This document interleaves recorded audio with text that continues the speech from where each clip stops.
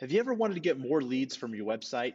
In today's Maven Monday, I'm going to give you 3 tactics for transforming the profitability of your website and other advertising campaigns. Now, these particular tactics have helped us generate lots of leads for family-owned companies, over 40,000 of them last year.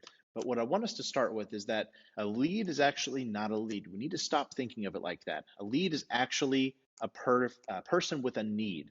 And when you shift that way of thinking, you start to say, okay, this is a human on the other side of this screen. They have needs. They have something that they're here for. They're not this mechanical thing that I can buy or I can manipulate or I can just put the right dangle in front of them. That's not really what this is about. People only act when they have trust and they have confidence in the next step.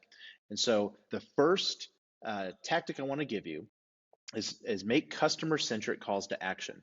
Most of us have contact forms on our website, or we have language. It's like, call us now, contact us now, put your email in here, and we all know that's going to go to some random salesperson's inbox, and nobody really wants that as the next step. That's why, on average, over 98% of website traffic fails to convert on average-based websites. But you're going to have a much better than average website because you're going to do something like this.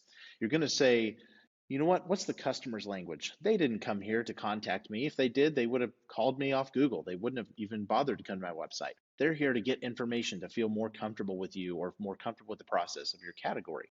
So a lot of times it comes down to price, and service providers are notoriously scared to death to talk about price without having control of the conversation. You need to get over that. You need to say, you know what, we'll talk about price before we come out to your house. And guess what? That's in your best interest. That is definitely in your best interest. You're going to save a lot of time this way, and you're going to demonstrate trust with that transparency. This is a form that says, give us some basic information, and it doesn't feel like we're just grabbing their name, email, phone number. It feels like they're starting the process talking about their home. And then we say, show me the numbers.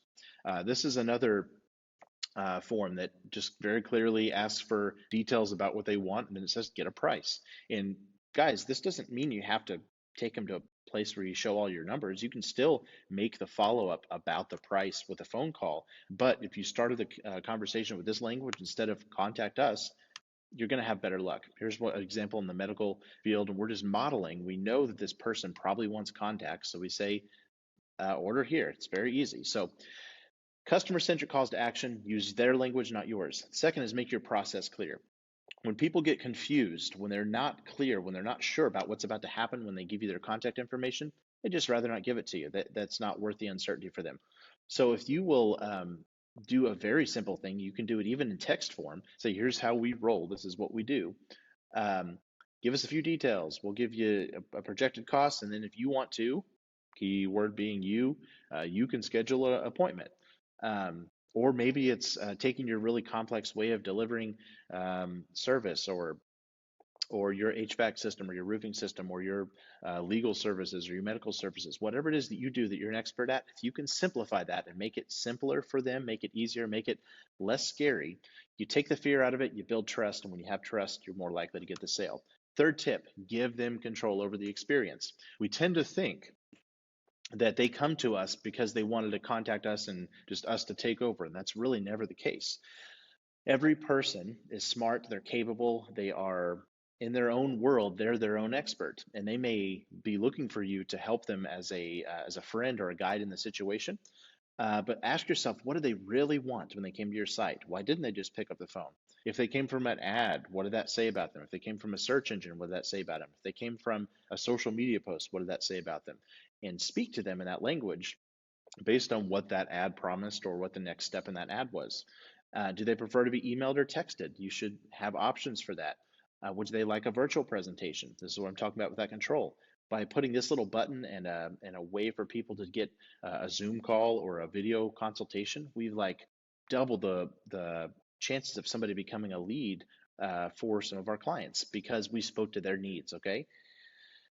This is an example we've had for a long time in the roofing industry. Sometimes people just want to know, will insurance cover me? They're not ready to get in the sales process, but if you help them through this little baby step, be willing to take the baby steps of the relationship, you will win.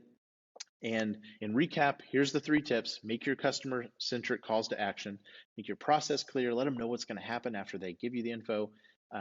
and then give them control of the experience by giving them lots of options to answer their questions. That's what we got for you guys. Put these to work for you. You're going to be more profitable. We can't wait to see the results. Thanks for watching Maven Monday. We will see you next time.